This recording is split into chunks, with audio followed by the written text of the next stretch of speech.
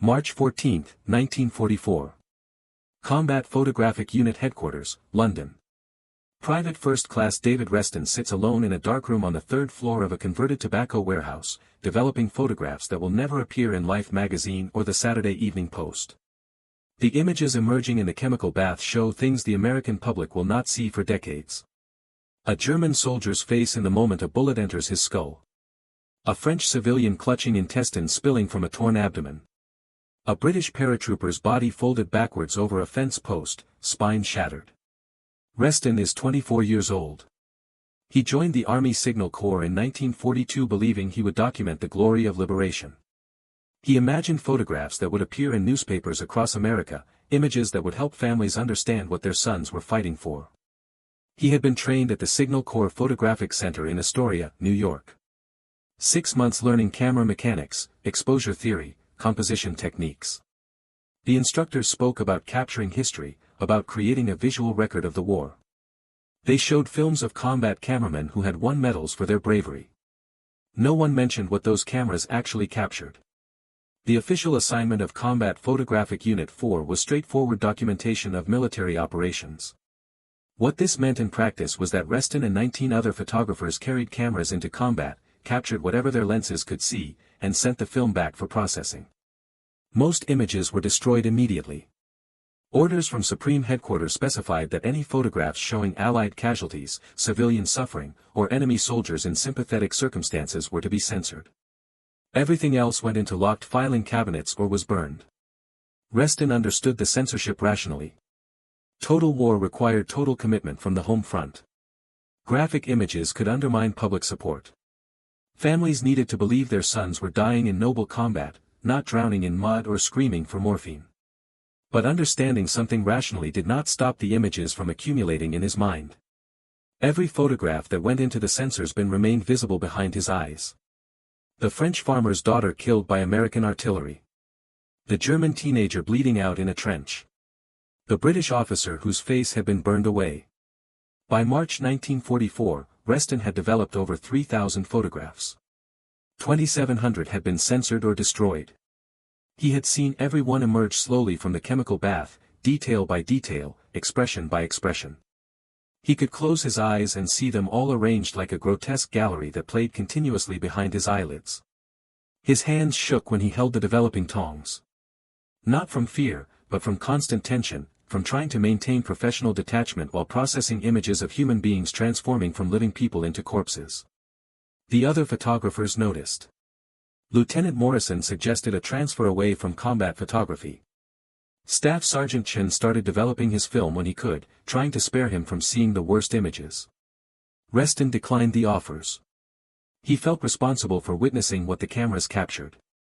Someone needed to see these images, needed to acknowledge these deaths occurred, even if the photographs would never be shown publicly. If he stopped, these deaths would be witnessed only by censors who burned them. The darkroom became his sanctuary and his prison. Here, in dim red light, he spent hours alone with images of death. The chemical smell mixed with cigarette smoke and old paper.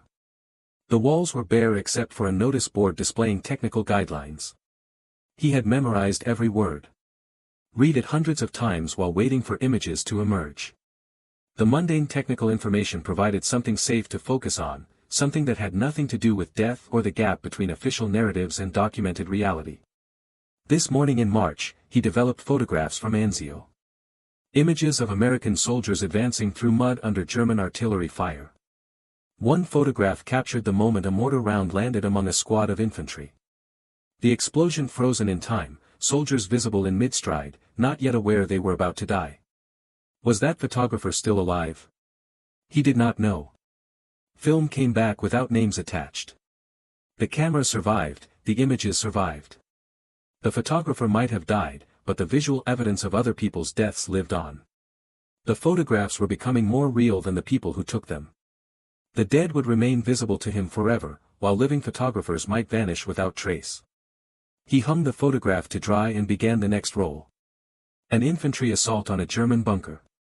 Soldiers falling as machine gun fire cut through their formation. A medic trying to treat a wounded man while bullets kicked up dirt around them. Each image told a fragment of a story frozen from a larger narrative of violence. Assembled in sequence, they documented an attack that killed 23 American soldiers. Those deaths would be recorded in casualty reports and memorialized in letters. But the visual evidence would be censored and destroyed. Unless someone remembered. Reston recognized what he was doing. He was transforming himself into a human archive, memorizing images that were supposed to disappear. Violating the intent of military censorship by preserving in his mind what was being erased from official records.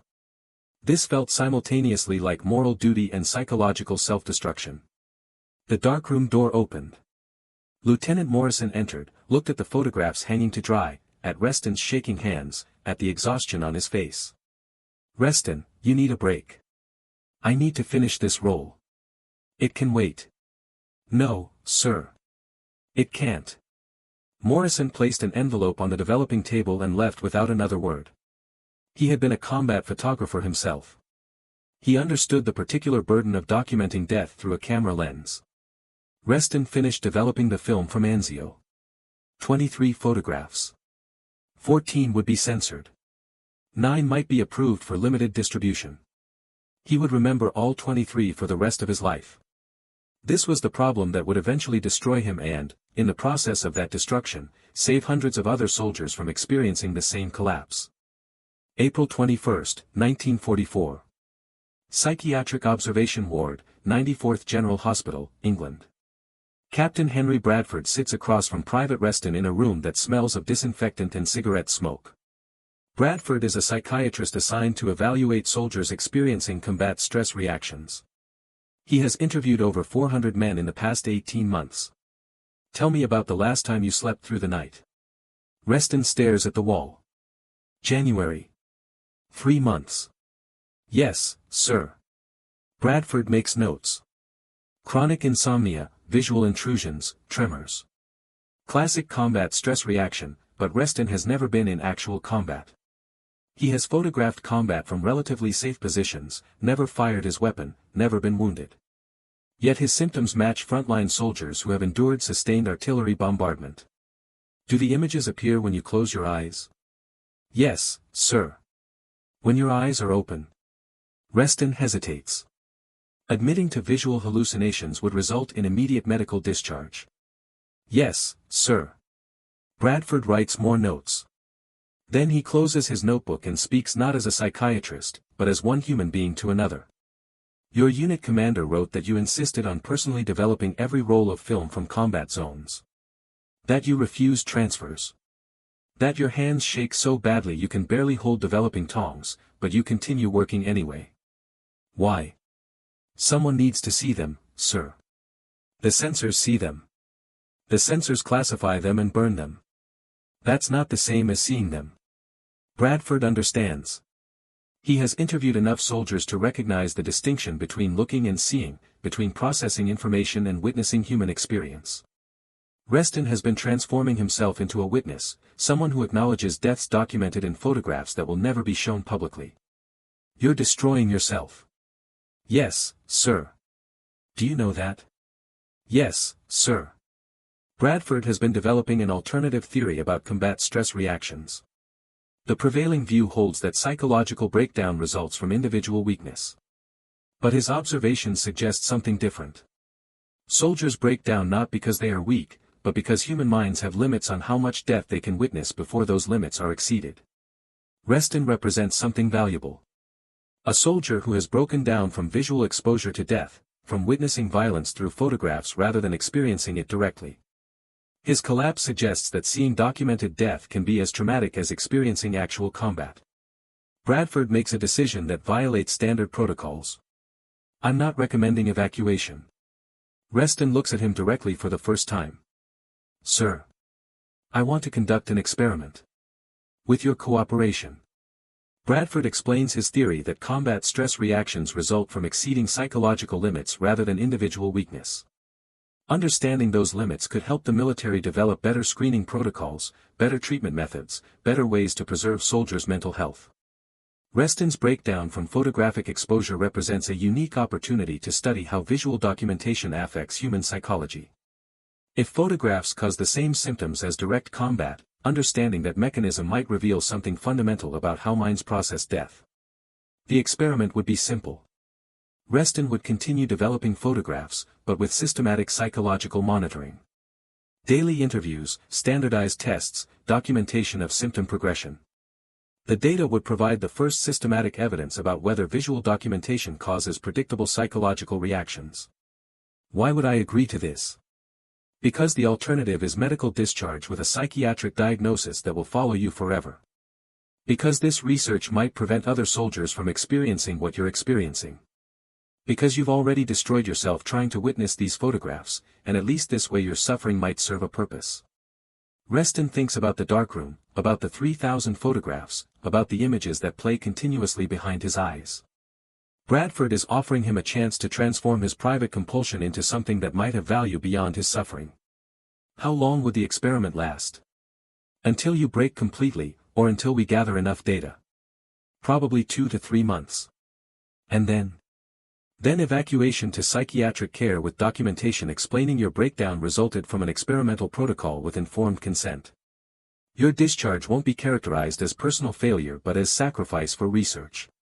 Bradford is asking Reston to accelerate his own psychological destruction in exchange for a slightly more dignified narrative.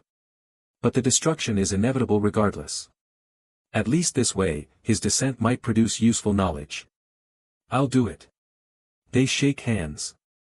The tremor in Reston's hand is clearly visible, but Bradford's grip is steady.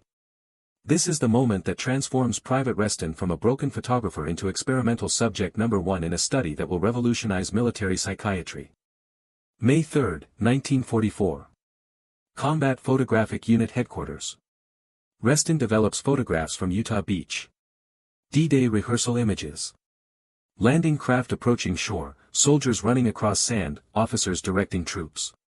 These are approved photographs, images that will prepare the American public for the invasion. No bodies. No blood. No death. Captain Bradford sits in the corner, taking notes. This is the 15th day of the experiment.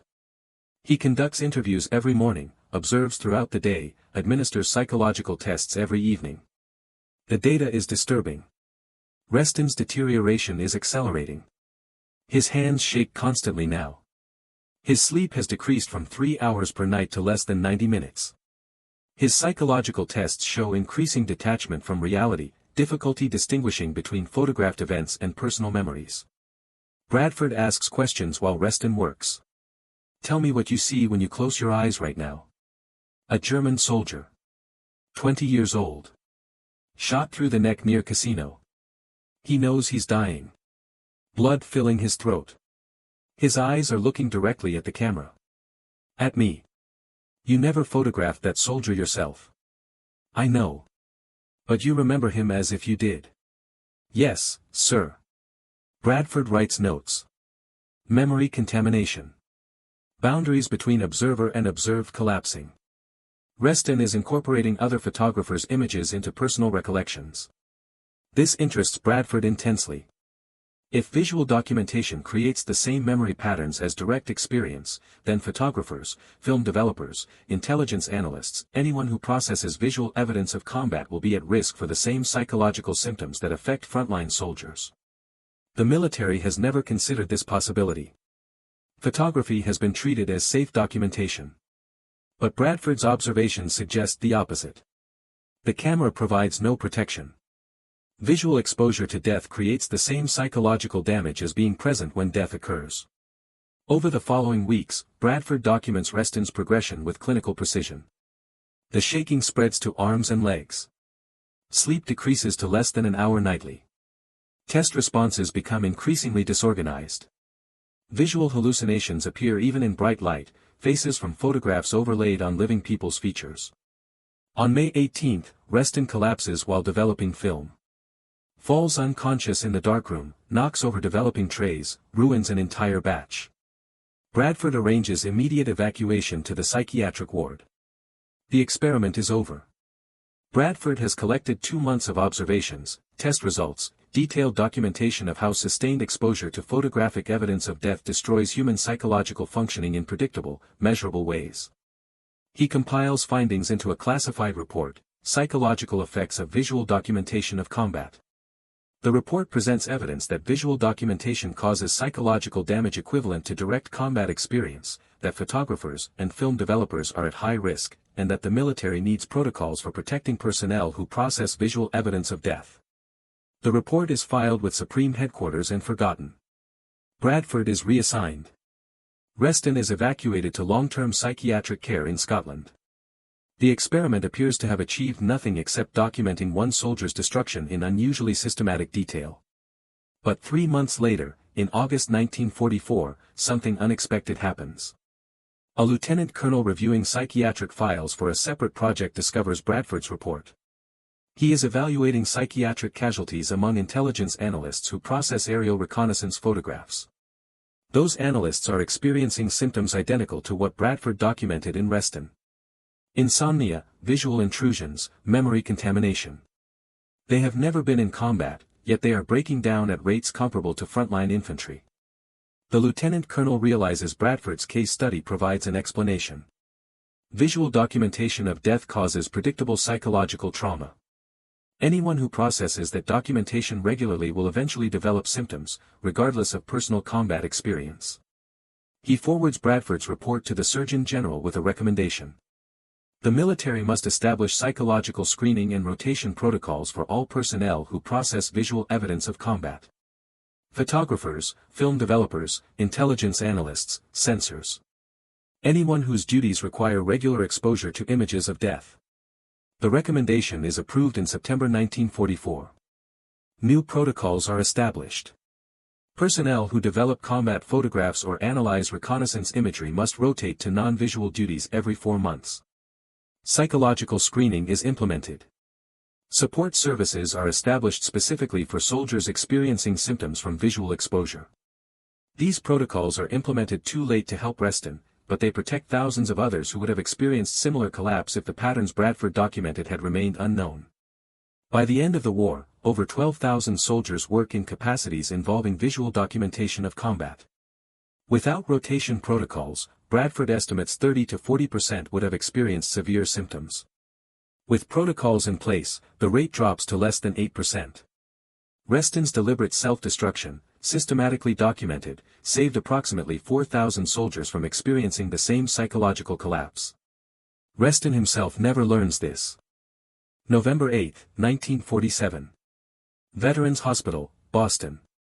David Reston sits in Dr. Eleanor Chen's office for his monthly psychiatric evaluation.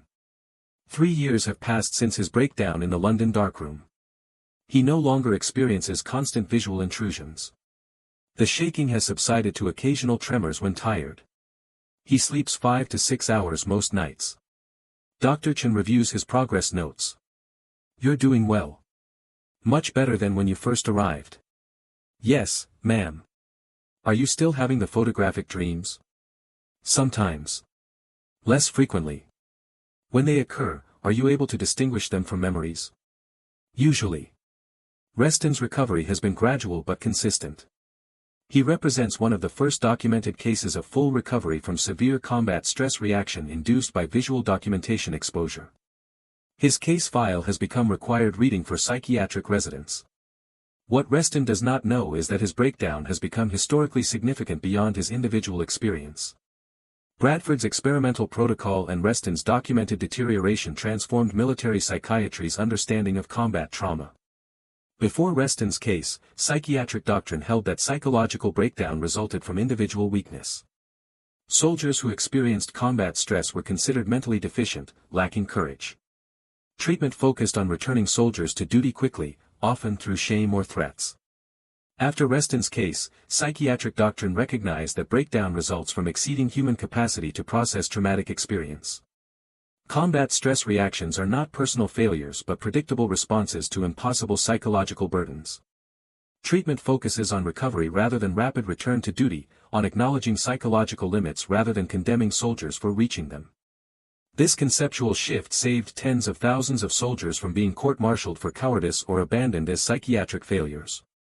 It established the foundation for modern trauma psychology, for understanding post-traumatic stress disorder, for recognizing that human minds have limits that can be exceeded through sustained exposure to death.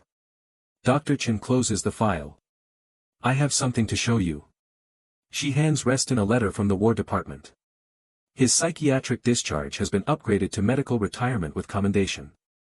The commendation cites his contribution to advancing military psychiatric protocols and acknowledges that his disability resulted from experimental research conducted with informed consent.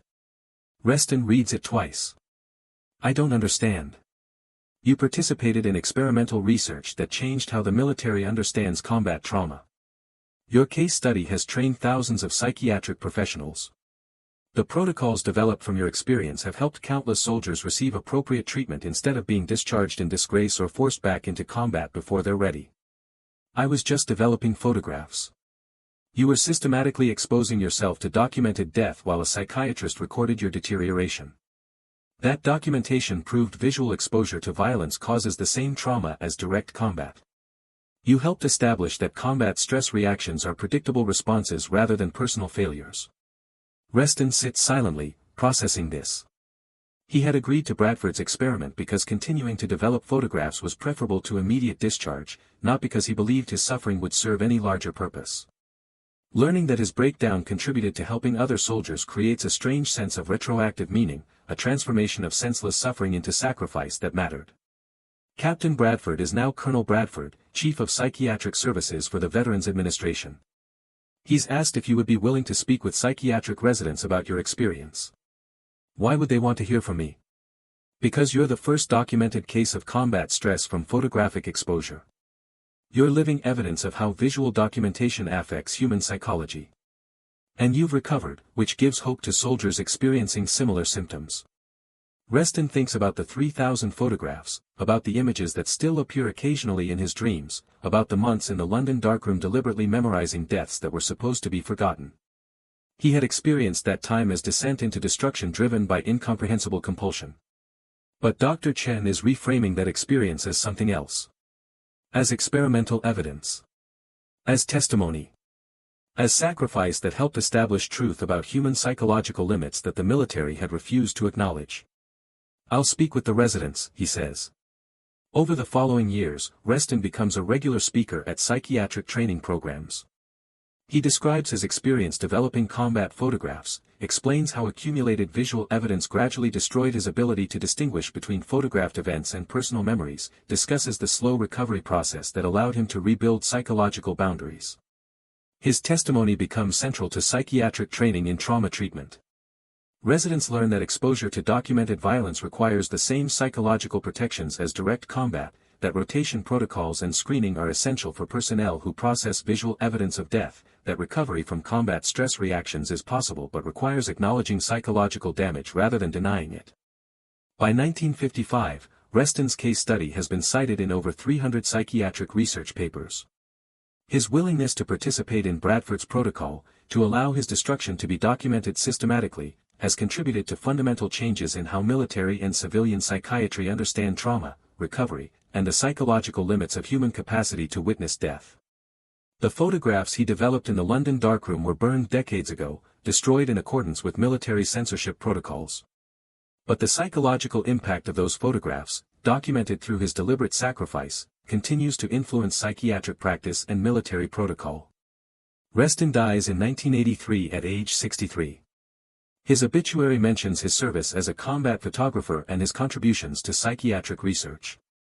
It does not mention the 3,000 photographs he developed, the images that broke his mind, or the thousands of soldiers whose psychological health was preserved because his destruction was documented systematically enough to force the military to acknowledge what it had previously denied about the psychological costs of witnessing death. The camera that broke his mind was not the one he carried. It was the accumulated weight of 3,000 other photographers' cameras, 3,000 documented deaths, 3,000 moments frozen in chemical baths and memorized by a young man who believed someone needed to witness what the censors erased. His testimony proved that witnessing carries a cost, that human minds have limits, and that acknowledging those limits is essential for protecting people who must witness death as part of their duties. The hidden camera was his memory. The soldier whose mind it broke was himself. The others it saved numbered in the thousands. Private First Class David Reston served 3 years in the United States Army Signal Corps. He developed approximately 3,000 combat photographs. 2,700 were censored or destroyed. All 3,000 remained visible behind his eyes for the rest of his life. His deliberate descent into psychological collapse, documented systematically by Captain Bradford's experimental protocol, established the foundation for modern understanding of trauma from visual exposure to violence. His sacrifice helped preserve the mental health of thousands of soldiers who processed visual documentation of combat in subsequent conflicts. The photographs were burned. The memory endured. The lesson remained. Someone had to see them. Someone had to break. Someone had to transform that breaking into knowledge that would protect others. That someone was David Reston. The camera that destroyed him was never the one in his hands, but the one in his mind, recording everything, forgetting nothing, preserving deaths that were supposed to disappear into chemical baths and military censorship. He witnessed. He broke. He testified.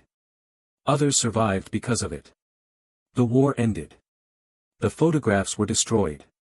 The man recovered, partially, slowly, incompletely. But the knowledge endured. And soldiers who processed visual documentation in Korea, Vietnam, and subsequent conflicts rotated to non-visual duties every 4 months because one photographer in London deliberately memorized 3,000 images of death until his mind shattered, and a psychiatrist documented exactly how and why that shattering occurred. He looked at what others erased. He remembered what others forgot. He broke so others wouldn't have to. Some cameras never stop exposing what they've captured. Some soldiers never stop developing what they've witnessed. Some sacrifices echo forward through decades, protecting people who will never know the price that was paid so they could be spared. Private David Reston witnessed everything. He remembered everything. He broke. And because he broke in a way that could be documented and studied and transformed into knowledge, thousands of others were protected from breaking the same way. The hidden camera captured all of it. Memory developed all of it. Time preserved all of it. And a young man who thought he was just developing photographs in a London darkroom became the first documented case of combat trauma from visual exposure to violence, the experimental subject whose systematic destruction established the truth that witnessing carries cost, that human minds have limits, that protecting those who must witness death requires acknowledging what that witnessing does to memory, to sleep, to the capacity to distinguish between observed death and lived experience. He witnessed. Others were spared. The camera was always hidden. It was inside him all along. And what it captured could never be erased, could never be censored, could never be forgotten, no matter how many photographs were burned or how many years passed or how many psychiatric evaluations declared him recovered. Some things, once witnessed, remain visible forever. Private Reston learned this truth. Captain Bradford documented this truth. Thousands of soldiers were protected because this truth was finally acknowledged. The war ended. The man survived. The camera, the hidden one, kept running. And memory, that most faithful of cameras, preserved everything, forever, completely, without mercy or forgetting. That is what it means to witness. That is what it costs. That is why protecting those who witness requires acknowledging what witnessing does. Private David Reston proved this through his deliberate sacrifice. And soldiers who process visual documentation of death owe him a debt they will never know they carry. The hidden camera broke his mind. And in breaking, saved others. That is the story. That is the truth. That is what remains.